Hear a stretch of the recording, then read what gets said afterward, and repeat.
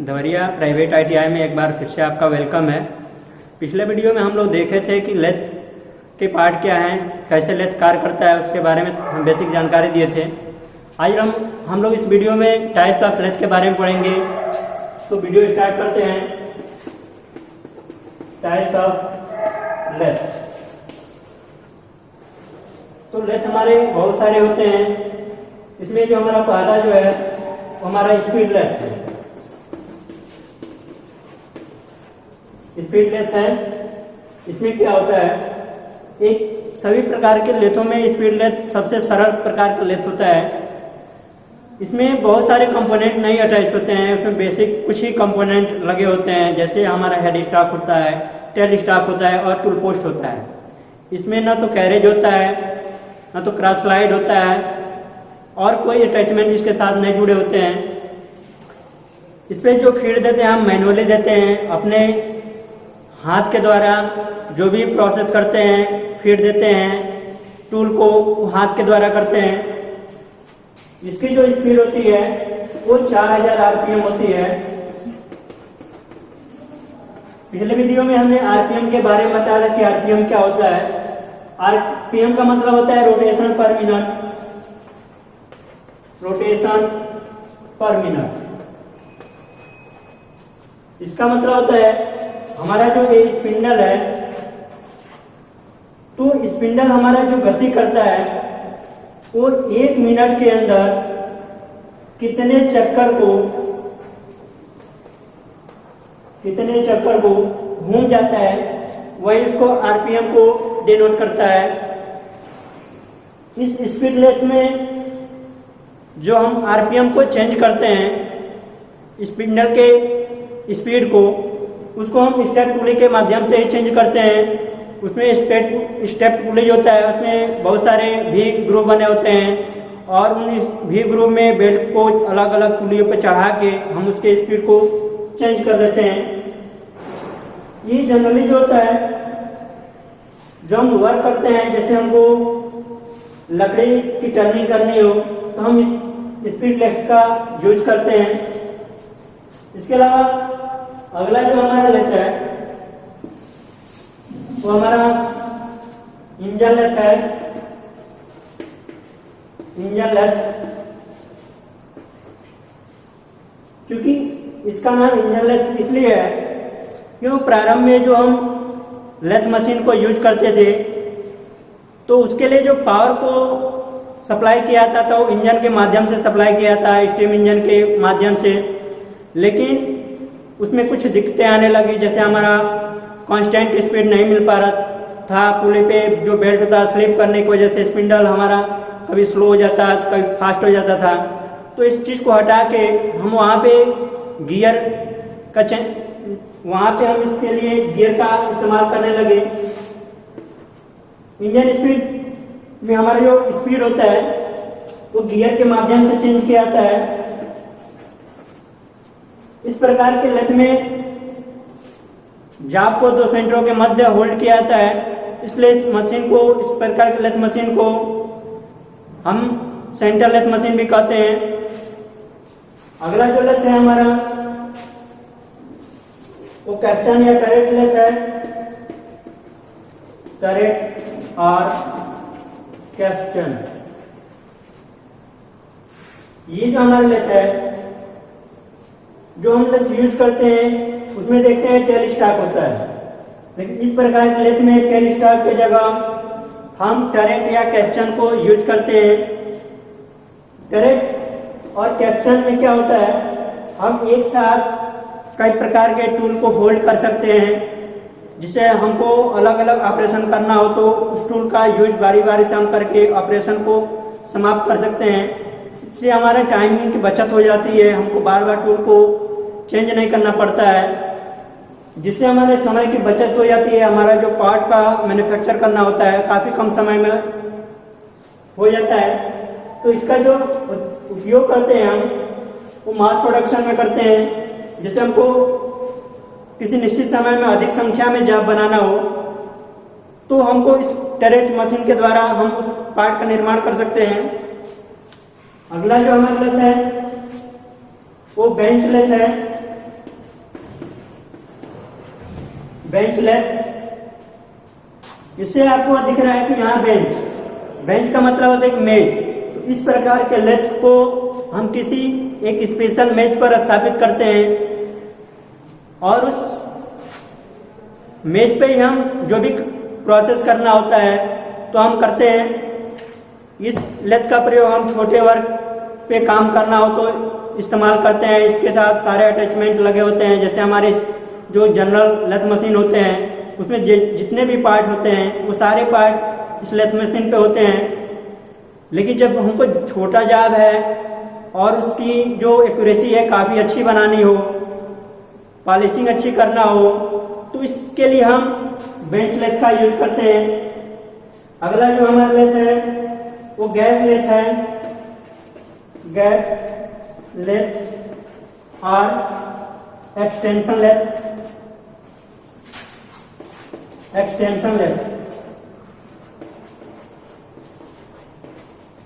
इससे हम क्या करते हैं, बेड को एडजस्ट कर सकते हैं। जैसे हम जाब के अनुसार, जाब हमारा बड़ा है तो हम बेड को स्लाइड करा के उस जाब के अनुसार बेड को स्थापित करते हैं। तो जिस हमारा जाब बड़े डायमीटर का है तो जब हम बेड को स्लाइड कर देते हैं तो हमारा वहाँ एक गैप बन जाता है, जिससे हम अधिक डायमीटर के जाब को होल्ड कर सकते हैं। हम फिगर के माध्यम से देख लेंगे कैसे एक काम करेगा। जैसे ये हमारा हेड स्टॉक है जिसमें बहुत सारे आपके लीवर लगे होते हैं जो गियर को चेंज करने के लिए होते हैं। इसी हेड स्टॉक में आपका चक लगा होता है। ये आपका चक है।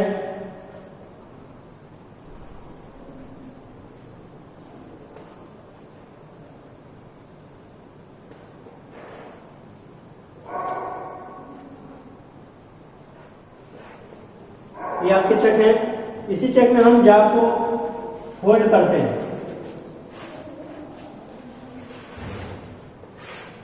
इसी इधर हमारा टेल स्टार्ट होता है और इसका एक स्पिंडल होता है जिसमें हमारा बैरल गति करता है। ये हमारा चक होता है। तो हम अगर इसका डायमीटर तो कम है, यहाँ पे हमारा बेड होता है, तो यहाँ देख रहे हैं कि हमारा ये डिस्टेंस काफी कम है, तो हम बेड को स्लाइड करके यहाँ ला देते हैं तो हमारे गैप ज्यादा हो जाता है, जिससे हमके अधिक डायमीटर का जाब है तो हम उस डायमीटर को जाब को आसानी से इसे होल्ड कर सकते हैं। इसके अलावा अगला जो हमारा लेथ है, ये आपका जो फिगर है लेथ का है, यहाँ पे आपका हेड स्टॉक है और ये आपका टेल स्टॉक है। ये जो भाग है आपका बेस होता है, जो बॉडी होता है, और ये हमारे बेड होता है। इसी बेड पे हमारा ये कैरेज है या टेल स्टॉक है, इस पे स्लाइड करता है। यहाँ हमारा जो जाब है ये होल्ड किया गया है चक के माध्यम से। तो यहाँ से हम इसकी हाइट देखते हैं कितनी है, दूसरा इसके बेड से हाइट देखते हैं कितनी है। तो हमारा अगर ये जाब अधिक है तो हम क्या करते हैं, इस बेड को स्लाइड कर लेते हैं। स्लाइड करने के कारण यहाँ पे हमारा गैप ज्यादा हो जाता है जाब और बेस के बीच में। तो इस तरह हम बड़े जाब को होल्ड कर सकते हैं। तो इस तरह का जो हम लेथ यूज करते हैं जिसमें बेड को स्लाइड कर सकते हैं आगे पीछे, तो उसको हम गैप बेड या एडजस्टेबल बेड लेथ कहते हैं। लेथ का जो हमारा अगला जो है वो हमारा कैप्चन लेथ है। अगला जो हमारा लेथ है वो सीएनसी लेथ है। CNC lathe,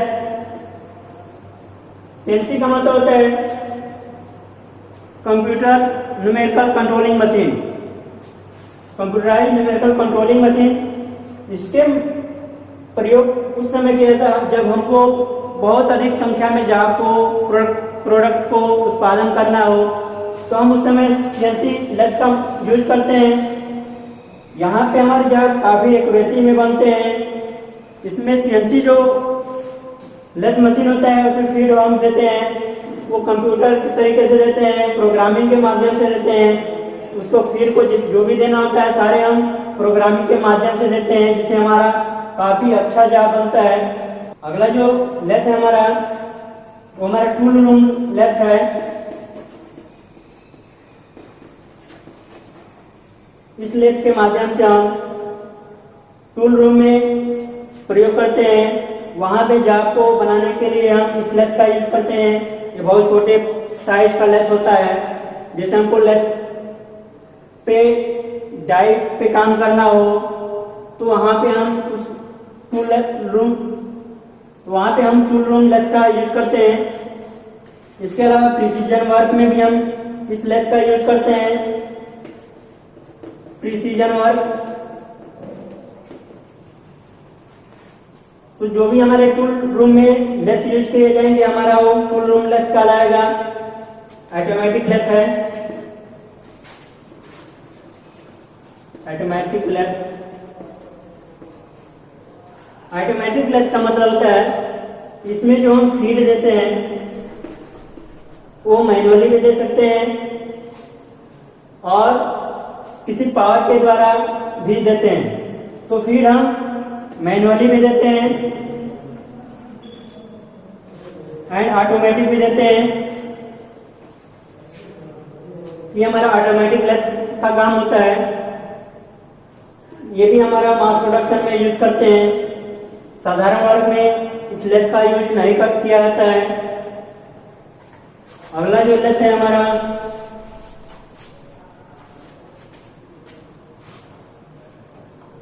special purpose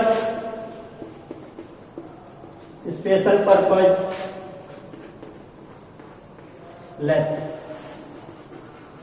special purpose lathe में क्या होता है, इस लेथ का डिजाइन हम किसी विशेष प्रकार के जॉब को मैन्युफैक्चर करना हो तब हम इस स्पेशल पर्पज लेथ का यूज करते हैं। सभी प्रकार के लेथ पे हम कुछ कंपोनेंट को नहीं बना सकते हैं, तो उसके लिए हम इस लेथ का मैन्युफैक्चरिंग करते हैं। जैसे हमको क्रैंक शाफ्ट का निर्माण करना हो तो उसके द्वारा क्रैंक शाफ्ट, इस प्रकार के प्रोडक्ट को बनाने के लिए हम स्पेशल पर्पज लेथ का यूज करते हैं, क्योंकि इस टाइप के जॉब को हम अन्य मशीनों के माध्यम से नहीं बना सकते हैं। तो इस जो लेथ हमारे किसी विशेष कार्य के लिए बनाए जाते हैं उसी को हम स्पेशल पर्पज लेथ कहते हैं। आइए इसके एसेसरीज के बारे में पढ़ेंगे कि लेथ पे जो एसेसरीज यूज करते हैं वो क्या क्या होते हैं। लेथ एसेसरीज, जिसको हम लेथ उपसाधन कहते हैं। लेथ उपसाधन, सबसे पहले इसको समझ लेते हैं क्या होता है।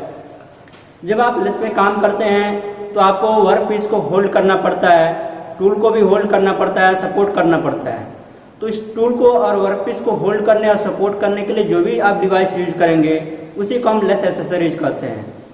तो हमारी लेथ एसेसरीज बहुत प्रकार के हैं, वो अलग अलग ऑपरेशन में इसका इस्तेमाल करते हैं। तो लेथ एसेसरीज में जो आपका पहला है वो चक होता है।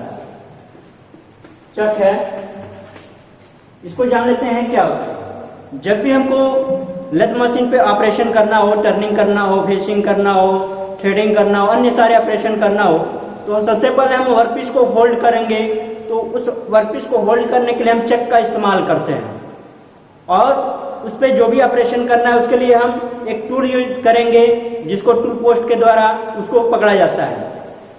तो हमारे लेथ एसेसरीज में चक है, इसके अलावा और भी है। मेन ड्रिल है, सेंटर है, आपका कॉलेट है, फिक्चर है। ये सब हमारे लेथ एसेसरीज में आते हैं। हम एक एक करके इसको पढ़ेंगे। सबसे पहले हम चक की बात करते हैं। तो लेथल सीरीज में जो हमारा चक होता है उसका काम क्या होता है? चक, ये देखिए, ये चक हमारे कई टाइप्स होते हैं, मेनी टाइप्स ऑफ चक। ये कई टाइप के हैं हमारे चक। जैसे हमको अलग अलग वर्कपीस पे अलग अलग शेप के जार को होल्ड करना होता है तो हम अलग अलग टाइप के चक का इस्तेमाल करते हैं। इसमें हमारा जो होता है 2 जार चक होता है, 2 जार चक। इसमें क्या होते हैं, इस चक में 2 ही जबड़े होते हैं। अगला जो है 3 जार चक है, 3 जार चक, इसमें 3 जबड़े होते हैं। इसके बाद 4 जार चक होता है, 4 जार चक। इसके बाद 6 जार चक होता है, 6 जार चक। इसके बाद कॉम्बिनेशन चक होता है, कॉम्बिनेशन चक। इसके बाद कॉलेट चक होता है, कॉलेट चक होता है। इसके अलावा आपका मैग्नेटिक चक होता है, मैग्नेटिक चक। आपका हाइड्रोलिक चक होता है, हाइड्रोलिक चक होता है। पेनीमेट्रिक चक होता है, पेनीमेट्रिक चक है। तो ये हमारे बहुत टाइप के चक हैं, इसको एक एक करके हम पढ़ेंगे। सबसे पहले हम 2 जार चक का बात करें तो इस चक में हमारे 2 ही जबड़े होते हैं और बहुत हल्के वर्क पीस को होल्ड करने के लिए, साधारण वर्क में काम करने के लिए हम इस 2 जार चक का इस्तेमाल करते हैं। यहाँ पे क्या होता है, जो हमारे लेथ मशीन का जो हेड स्टार्ट होता है उसके स्पिंडल पर एक कसा होता है। तो ये हमारा हेड स्टॉक है, इसका ये स्पिंडल होता है और इसी स्पिंडल पे आपका ये चक कसा होता है।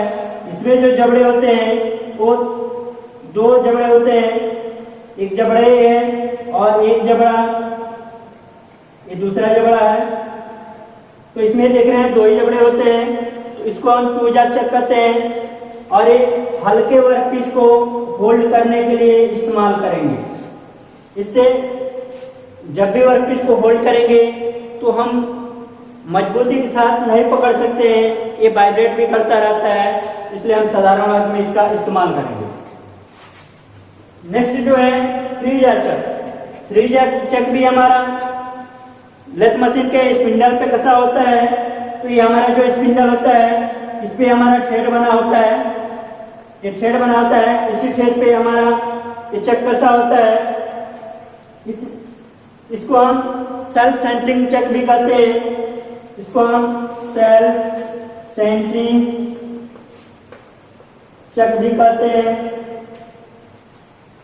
सेल्फ सेंटरिंग चक इसलिए कहा जाता है कि जब भी हमको वर्कपीस को होल्ड करना पड़ता है तो हम इसके एक जबड़े को जब मूवमेंट कराते हैं तो उसके साथ तीनों जबड़े हमारे एक साथ खुलते हैं और बंद होते हैं, इसलिए इसे सेल्फ सेंटरिंग चक कहते हैं। इससे जार को सेंटरिंग करना बहुत आसान होता है, हमको बार बार उसे सेंटरिंग करने की आवश्यकता नहीं पड़ती है। ये इस मैकेनिज्म पे काम करता है। इस चक के अंदर एक स्क्रॉल थ्रेड कटी होती है जो कि बेवल पिनियन के द्वारा घुमाने पे ये एक साथ तीनों जबड़ों को एक साथ खोलती है और बंद करती है। इसमें जो पार्ट लगे होते हैं, एक हमारा बैक प्लेट होता है, बैक प्लेट होता है, ये आपका पीछे एक जबड़ा प्लेट लगी होती है जिसको बैक प्लेट कहते हैं, और उसके बाद हमारा जबड़ा लगा होता है। इसी बैक प्लेट, इस जबड़े में हम बहुत सारे 3 जबड़े लगे होते हैं और उनको जब भी हम रोटेट कराते हैं एक जबड़े के स्क्रू को, तो उसके साथ हमारे जो मैकेनिज्म काम करता है वो तीनों जबड़ों को एक साथ पास में लाता है और एक साथ खोलता है। तो ये हमारा 3 जार चक होता है। अगला नेक्स्ट जो है हमारा है 4 जार चक। 4 जार चक में क्या होता है, इसमें 4 जबड़े होते हैं। 4 जार जो चक हो इसमें हमारे 4 जबड़े होते हैं। सेम हमारा वही होता है, इसमें 4 जबड़े होते हैं, 3 डायमेंशन फिगर में जब देखेंगे तो ये 4 जबड़े होते हैं। इन जबड़ों को हम अलग अलग तरीके से चला सकते हैं, किसी जबड़े को हम आगे कर सकते हैं, किसी जबड़े को पीछे कर सकते हैं, यानी एक जबड़ा अपने में स्वतंत्र होता है, फ्री होता है। हम जिस जबड़े को चाहें आगे ला सकते हैं, जिस जबड़े को चाहें उसको पीछे ला सकते हैं। इसलिए ये हमारा स्वतंत्र जांचक होता है, इसको 4 जांचक कहते हैं, इसको या सेल्फ सेंटरिंग चक ना करके इसको स्वतंत्र जबड़ा चक, इंडिपेंडेंस चक। इसमें हमारे क्या क्या लगे होता है, एक बैक प्लेट होता है, बैक प्लेट होता है, square yes cube square thread होता है, स्क्वायर थ्रेड शाफ्ट होता है जो चारों जबड़ों पे फंसा होता है, इसमें जाल लगा होता है, ये चार होते हैं। इसके अलावा आपके पास बॉडी होती है। तो ये हमारे 4 जांचक के ये पार्ट हैं जो एक साथ अटैच होते हैं। इस जबड़े का प्रयोग तब किया जाता है जब हमको अनियमित जाब है और उस पर वर्क करना है, तो इसके लिए हम यूज करते हैं। जैसे हमको इस जबड़े का इस्तेमाल करने से थोड़ी टाइम लगती है, क्योंकि हमको जाब को बार बार सेंटरिंग करना पड़ता है, क्योंकि रेगुलर वर्कपीस को पकड़ता है और इसके साथ बहुत मजबूती के साथ जाब को होल्ड किया जा सकता है। नेक्स्ट जो है 6 जांचक होता है। इसमें जब जो जबड़े होते हैं वो 6 जबड़े होते हैं और उनको भी इंडिपेंडेंट तरीके से अलग अलग चला सकते हैं। नेक्स्ट जो है कॉम्बिनेशन चक है। कॉम्बिनेशन का मतलब होता है 2 चकों का कॉम्बिनेशन, संयोजन। तो जब 2 चकों का काम हम एक चक के माध्यम से किया जाए तो उसे हम कॉम्बिनेशन चक कहेंगे। तो कॉम्बिनेशन जो चक होता है उसमें हमारा 3 जांचक और 4 जांचक इंक्लूड होता है। कॉम्बिनेशन जो चक है, कॉम्बिनेशन चक, ये क्या होता है, इसमें 3 जांचक होता है, 3 जा एंड 4 जा दोनों एक साथ अटैच होते हैं। जब हमको जाब को सेल्फ सेंटरिंग करना हो तो हम इसको इस्तेमाल करते हैं, और जब हमारा जाब इरेगुलर वर्कपीस है, अलग अलग हमको जबड़ों को चलाना है, तो हम इसका इस्तेमाल करते हैं, जो कि 3 या 4 जांचक को आप पढ़ सकते हैं। जैसे ये वर्क करता है, इसमें भी वही वर्क करता है, इसको हम कॉम्बिनेशन चक कहा जाता है।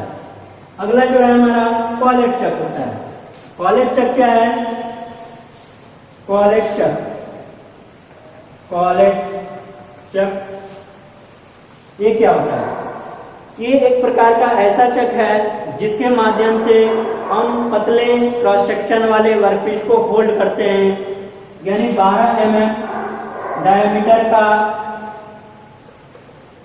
का हमारा कोई वर्कपीस है, जैसे हमारी ये वर्कपीस है, इसकी जो डायमीटर है 12 mm तक है, 12 mm तक है।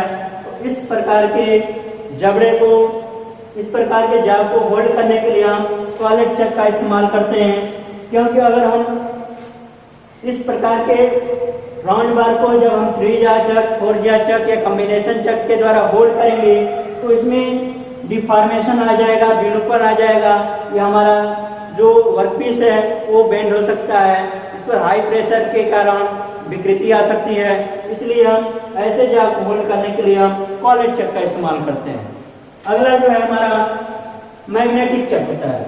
मैग्नेटिक चक क्या होता है, मैग्नेटिक चक में जब भी हमको वर्कपीस को होल्ड करना होता है उसमें एक मैग्नेटिक प्लेट होती है, जिसके कारण हम उसको वेव निकालते हैं, यानी वहां से फ्लक्स निकलता है, जिसको चुंबकीय फ्लक्स कहते हैं, और यही चुंबकीय फ्लक्स उनको अपनी ओर आकर्षित करता है और जाप को होल्ड करता है। इसके बाद है हमारा मैग्नेटिक चक। मैग्नेटिक चक क्या होता है? इसमें हमारा मैग्नेट होता है जो जिसको हम चुंबक कहते हैं। ये चुंबक हमारा चुंबकीय फ्लक्स को निकालता है और उस चुंबकीय फ्लक्स जो होता है वर्कपीस को पकड़ने का काम करता है। तो मैग्नेटिक चक के द्वारा हम ऐसे वर्कपीस को होल्ड कर सकते हैं जो हमारे मैग्नेटिक मटेरियल के बने होते हैं। Magnetic material. तो मैग्नेटिक जो चक होता है, मैग्नेटिक चक मैग्नेटिक मटेरियल से बने हुए वर्कपीस को होल्ड करने के लिए कर सकते हैं। इसमें जो जाप को होल्ड करने के लिए जो हमारा चक होता है उसमें से चुंबकीय फ्लक्स ऐसे निकलते हैं और हमारे ये वर्कपीस यहाँ होता है जिसको होल्ड करने का एक काम करता है। इसको हम मैग्नेटिक चक को मैग्नेट द्वारा चुंबकीय फ्लक्स प्रदान करते हैं या उसको बंद कर देंगे तो ये जाप हमारा छूट जाता है। जो मैग्नेट होता है वो दो तरीके से मैग्नेटिक किया जा सकता है। एक होता है जो हमारा परमानेंट होता है, परमानेंट, और दूसरा जो होता है वो इलेक्ट्रिक होता है, इलेक्ट्रिक होता है। तो दो तरीके से इसको मैग्नीफाई किया जाता है, एक परमानेंट मैग्नेट द्वारा और एक इलेक्ट्रिक द्वारा। जिसे हम इलेक्ट्रिक सप्लाई करते हैं तो मैग्नेटिक फ्लक्स निकलने लगते हैं। अगला जो है हाइड्रोलिक चक। जितने भी मैन्युफैक्चरिंग प्रोसेस हैं वहां पे हम ज्यादातर इस हाइड्रोलिक चक का इस्तेमाल करते हैं। इसमें क्या होता है, जब भी हम वर्कपीस को फोल्ड करते हैं तो उसमें कोई स्पार्क नहीं आता है, क्योंकि इसको जो जबड़े होते हैं हाइड्रोलिक प्रेशर द्वारा खुलते हैं और बंद करते हैं। तो हम अपने प्रेशर के अनुसार उस जाप को होल्ड करते हैं और उसको छोड़ते हैं। तो इसमें हाइड्रोलिक जो चक होता है उसमें हम हाइड्रोलिक का फ्यूल का यूज करते हैं, यानी फ्यूल जो यूज करते हैं वो लिक्विड होता है यानी द्रव। तो द्रव के माध्यम से इसमें प्रेशर को अप्लाई किया जाता है। ये प्रेशर जो है हमारे वर्कपीस पे जाप को होल्ड करने का काम करता है। इसके लिए हम क्या करते हैं, जो हमारा लथ मशीन का चक है उसमें हमारा एक सिलेंडर होता है। उस सिलेंडर में हम हाइड्रोलिक सिस्टम लगा होता है। इस हाइड्रोलिक सिस्टम पे जो प्रेशर डालते हैं तो ये प्रेशर पिस्टन के माध्यम से आपके चक पे ट्रांसफर होता है और उस चक के द्वारा जाप को होल्ड करने का काम किया जाता है। इससे बहुत फायदा है। फायदे हैं कि जो हमारा प्रिसीजन वर्कपीस है, जैसे हम उस पर मशीनिंग क्रिया कर चुके हैं और उस पर कुछ अन्य मशीनिंग क्रिया करनी हो, जैसे हम किसी जाप का फेसिंग कर चुके हैं, टर्निंग कर चुके हैं और उसमें हमको ड्रिलिंग करना हो, तो जब हम इसको वर्कपीस को होल्ड करेंगे किसी अन्य चक में तो उस पर स्पार्क लग जाएगा। उस चीज से बचने के लिए हम इस चक का इस्तेमाल करते हैं। पेनोमेट्रिक जो चक होता है ये हमारा हाइड्रोलिक चक ही है। इसमें जो प्रेशर अप्लाई किया जाता है वो एयर के माध्यम से किया जाता है। तो पेनोमेट्रिक जो चक में जो हम प्रेशर अप्लाई करते हैं एयर के माध्यम से करते हैं और हाइड्रोलिक चक में जो प्रेशर अप्लाई करते हैं वो लिक्विड के माध्यम से करते हैं। तो ये हमारा एक चक था। दूसरा जो हमारा एक्सेसरीज है, एक्सेसरीज में हमारा चक हो गया है। इसके बाद हमारा फेस प्लेट है। फेस प्लेट क्या आता है, हम इसका इस्तेमाल अनियमित जाप को होल्ड करने के लिए करते हैं।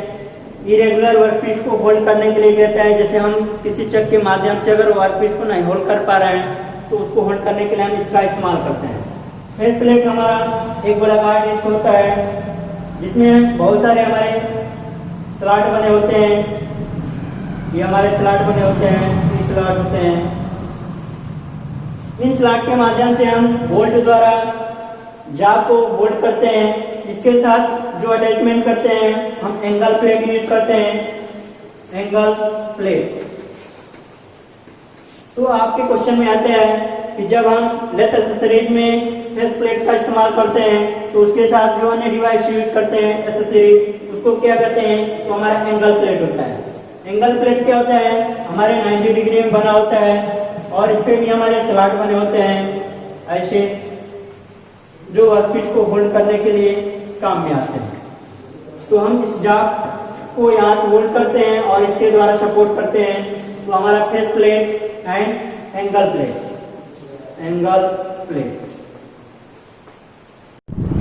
अगला जो एक्सेसरीज है हमारा सेंटर है, सेंटर केंद्र किसको कहते हैं, केंद्र। ये जो हमारे दो प्रकार से होते हैं, एक जो होता है हमारा लाइव सेंटर होता है, लाइव सेंटर, और दूसरा जो होता है वो डेड सेंटर, डेड सेंटर। तो ये दो हमारे सेंटर हैं। लाइव सेंटर क्या होता है इसको समझ लेते हैं।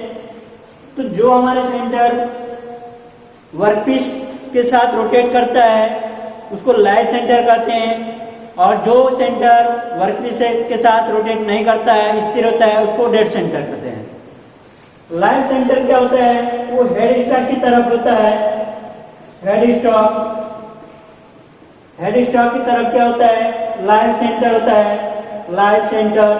और टेल स्टॉक की तरफ जो होता है, टेल स्टॉक, इसकी तरफ जो सेंटर लगा होता है उसको डेड सेंटर कहते हैं, डेड सेंटर। लाइव सेंटर क्या होता है, ये वर्कपीस के साथ जो है घूमता रहता है, इसलिए इसको हम क्या कहते हैं, लाइव सेंटर, जिसको हम चल केंद्र कहते हैं। क्या कहते हैं, चल केंद्र। ये हमारा चल केंद्र है।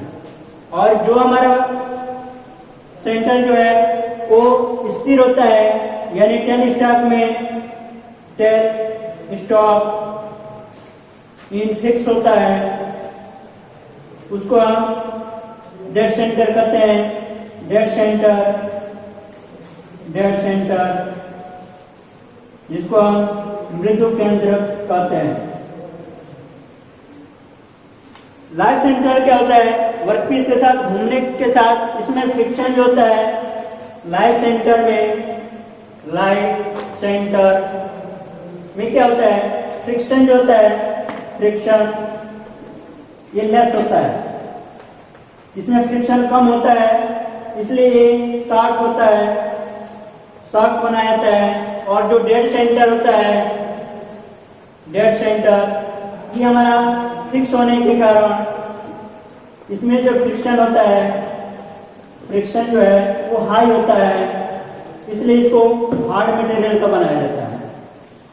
तो यहाँ से आपका क्वेश्चन पूछाता है कि लाइव सेंटर की अपेक्षा डेड सेंटर हार्ड होता है या सॉफ्ट होता है, तो यहाँ पे लाइव सेंटर सॉफ्ट होता है और डेड सेंटर हार्ड होता है। दूसरा जो है हमारा जो सेंटर है हमारे, ये इसका एंगल होता है। पहले हम सेंटर को देख लेते हैं क्या होता है। इस पे हमारे मोस्ट टेपर बना होता है, ये हमारा ये इस पे टैंक बना होता है, ये टैंक है।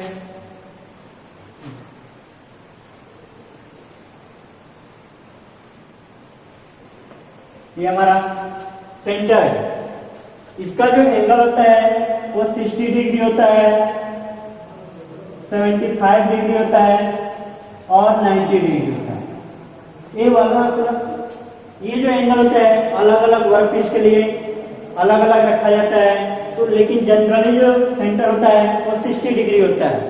लेकिन हमारा जब वर्कपीस हाई है, मतलब हार्ड है और उस पे उसका वेट अधिक है, तो उसको होल्ड करने के लिए हम 75 डिग्री सेंटर वाले का यूज करते हैं। इसका ये जो है ये हमारा सैंक होता है, ये हमारा सैंक होता है। ये जो है हमारा टिप होता है और ये जो हमारा टैंक होता है। तो इसके 3 पार्ट हैं, टैंक है, सैंक है और टिप है। इसी टिप को हम हार्ड और सॉफ्ट बनाया जाता है। अगर इस सेंटर का यूज हम टेल स्टॉक में करेंगे तो इसका टिप हार्ड बनाया जाएगा, हार्ड मटेरियल का बनाया जाएगा और उस पर हार्डनिंग की प्रोसेस करेंगे और इसको टेल स्टैक में ना लगाकर हेड स्टैक की तरफ लगाया जाएगा। तो इसी को हम लाइव सेंटर कहते हैं। अब ये अलग अलग वर्कपीस को होल्ड करने के लिए अलग अलग टाइप के सेंटर यूज करेंगे। देख ले सेंटर में क्या क्या यूज होता है। हमारा जो सेंटर होता है वो कितने टाइप के होते हैं। तो सेंटर जो है, सेंटर जो अलग अलग वर्कपीस के लिए हम जनरल सेंटर यूज करते हैं। जनरल सेंटर एक होता है पाइप सेंटर, पाइप सेंटर एक होता है टिप सेंटर, टिप सेंटर एक होता है रिवॉल्विंग सेंटर, रिवॉल्विंग सेंटर एक होता है हाफ सेंटर, हाफ सेंटर एक होता है रिवर्स सेंटर, रिवर्स सेंटर। तो ये हमारे सेंटर के प्रकार हैं। इनका अलग अलग जगह पे अलग अलग वर्कपीस के लिए कार्य करते हैं। जो जनरल सेंटर होता है वो जनरल वर्क के लिए इस्तेमाल करते हैं। जैसे हमको दो वर्कपीस को दो सेंटर के में मध्य रख करके होल्ड करना है तो हम जनरल सेंटर का यूज करते हैं। पाइप सेंटर का जो यूज करते हैं, अगर हमारा कोई खोखला पाइप है उस पर थ्रेडिंग करना हो तो उसको होल्ड करने के लिए हम पाइप सेंटर का यूज करते हैं। पाइप सेंटर जो होता है अंदर से खोखला होता है। ये आपका पाइप सेंटर है। ये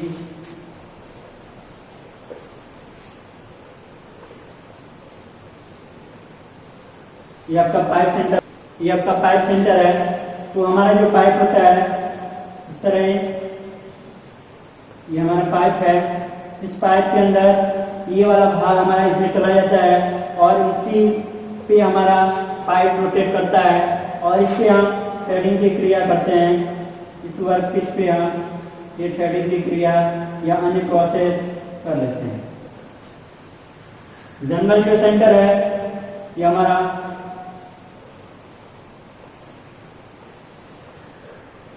ये जो है हमारा जनरल सेंटर है। इसी तरह टिप जो सेंटर होता है इसमें एक टिप लगाया जाता है। तो हमारा टिप सेंटर होता है जो कार्बाइड का लगाया जाता है, हार्ड मटेरियल का बना होता है और हार्ड मेटल के वर्कपीस पे काम करना हो तो हम टिप सेंटर का इस्तेमाल करते हैं। रिवॉल्विंग सेंटर का इस्तेमाल करते हैं कि जब हमें हाई स्पीड पे वर्कपीस को रोटेट कराना हो तो हम वहाँ पे फ्रिक्शन ज़्यादा उत्पन्न होता है। उस फ्रिक्शन को कम करने के लिए हम रिवॉल्विंग सेंटर का इस्तेमाल करते हैं। हाफ सेंटर का इस्तेमाल करते हैं। ये आपका हाफ जो सेंटर होता है ये आपका हाफ सेंटर है।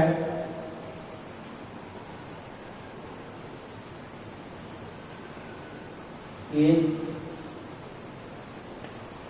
इसको हम हाफ सेंटर कहते हैं। ये देख रहे हैं ये हमारा जो है हाफ सेंटर है। यहाँ देख रहे हैं इसका जो टिप है कुछ हाफ में बना हुआ है। तो जब भी हमको इस पे फेसिंग करना हो, इस पे फेसिंग की क्रिया करनी हो तो हम इसके द्वारा फेसिंग की क्रिया कर सकते हैं। ये हमारे जहाँ दो सेंटरों की मध्य बधा होता है और आसानी से इसे हम फेसिंग कर सकते हैं। रिवर्स सेंटर जो होता है उसका ये जो पॉइंट होता है वो अंदर की तरफ ये चीज बना होता है एंगल पे, जिससे हम जो कोनिकल टाइप के हमारे वर्कपीस है, ये हमारा कोई वर्कपीस है, ये अन्य सेंटर पे बधा हुआ है। तो ये वाला सिरा देख रहे हैं कोनिकल है। ये कोनिकल सिरा इसमें जाके अटैच होता है और इसको हम आसानी से रोटेट करा सकते हैं। हमारा जब वाइब्रेट नहीं करता है तो ये हमारा रिवर्स सेंटर होता है। तो ये हमारे सेंटर इस्तेमाल करते हैं। अगला जो है जो एसेसरीज है सेंटर है। इसके बाद अगला जो एसेसरीज है हमारा स्टडी है। स्टडी जिसको हम स्थापक कहते हैं। स्थापक ये क्या कहते हैं, वर्कपीस को सपोर्ट करता है, लंबा वर्क पीस है, तो उसमें जब भी हम प्रोसेस करते हैं तो उसमें बीच में उसमें फ्लेक्सिबिलिटी का आने का, लचक आने का संभावना होती है। उससे बचने के लिए हम स्टडी का इस्तेमाल करते हैं। अगर स्टडी हमारा ट्रेवलिंग कर रहा है तो उसको हम फॉलोअर स्टडी करते हैं। अगर एक जगह स्थिर है तो हम इसे फिक्स स्टडी करते हैं। तो स्टडी जो है हमारा 2 टाइप्स का होता है। 2 टाइप्स हमारा स्टडी 2 टाइप्स होता है। पहला जो है फिक्स टाइप होता है, फिक्स टाइप स्टडी रेस्ट, और दूसरा होता है फॉलोअर टाइप स्टडी रेस्ट। ये 2 टाइप के हमारे स्टडी रेस्ट होते हैं। ये हमारा बेड पे फिक्स होता है। जो फिक्स स्टडी हो वो हमारा, तो फिक्स टाइप स्टडी है हमारा बेड पे फिक्स होता है और जाग को सपोर्ट करता है। इसमें जो पैड होते हैं वो 3 होते हैं। इसमें 3 पैड होता है। जैसे ये हमारा स्टडी है तो इसमें 3 पैड होते हैं। पैड ए हो गया, एक पैड ए हो गया और एक पैड ए हो गया, और इन्हीं के बाद हम जाग को, ये हमारा जाग है, इसको होल्ड किया जाता है।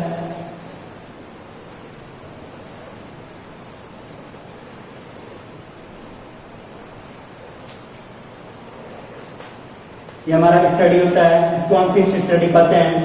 फॉलोअर स्टडी क्या होता है? इसमें हमारे जो पैड होते हैं इसी को हम पैड कहते हैं।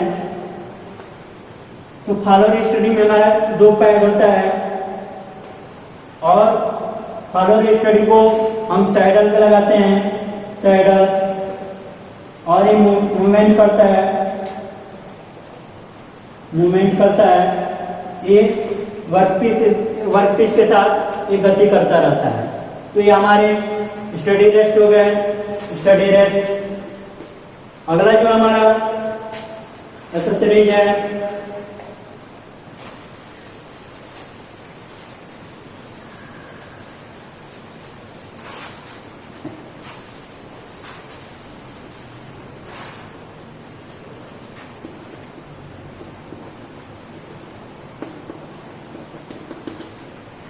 अगला जो स्टडी रेस्ट है वो हमारा पिक्चर है।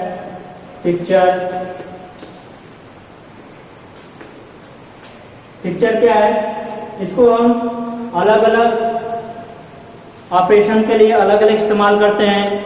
जैसे हमको मिलिंग करना हो लेथ मशीन पे तो हम मिलिंग पिक्चर का यूज करेंगे। ग्राइंडिंग करना हो तो वहाँ पे हम ग्राइंडिंग पिक्चर का यूज करते हैं। स्लॉटिंग करना हो तो स्लॉटिंग पिक्चर का यूज करते हैं। ये हमारे वर्कपीस को होल्ड करता है और सपोर्ट भी करता है। ये टूल को गाइड नहीं करता है, क्योंकि पिक्चर का ये वर्क होता है कि वर्कपीस को होल्ड करता है, सपोर्ट करता है, बल्कि टूल को गाइड नहीं करता है। अगला जो हमारा है वो हमारा ड्राइविंग प्लेट होता है, ड्राइविंग प्लेट। और इसके साथ जो एक्सेसरीज यूज करते हैं उसको हम कैरेज कहते हैं, कैरेज, या लेथ डॉग कहते हैं, लेथ डॉग। तो ये जो हमारे होते हैं 2 सिलेंडरों के मध्य वर्कपीस को होल्ड करना है, तो हम ड्राइविंग प्लेट और कैरेज या लेथ डॉग का इस्तेमाल करते हैं।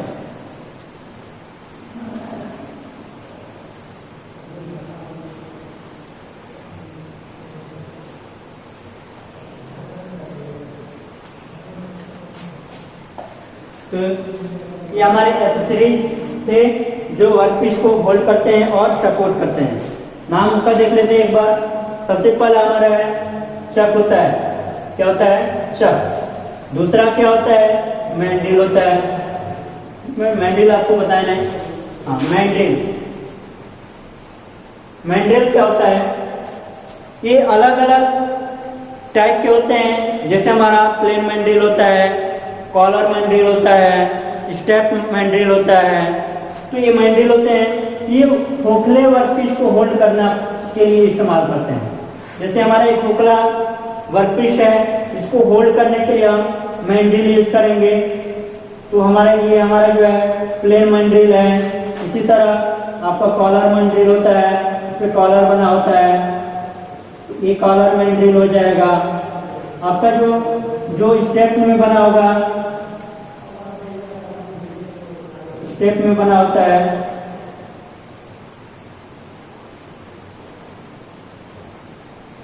ये हमारा स्टेप मैंड्रिल होता है।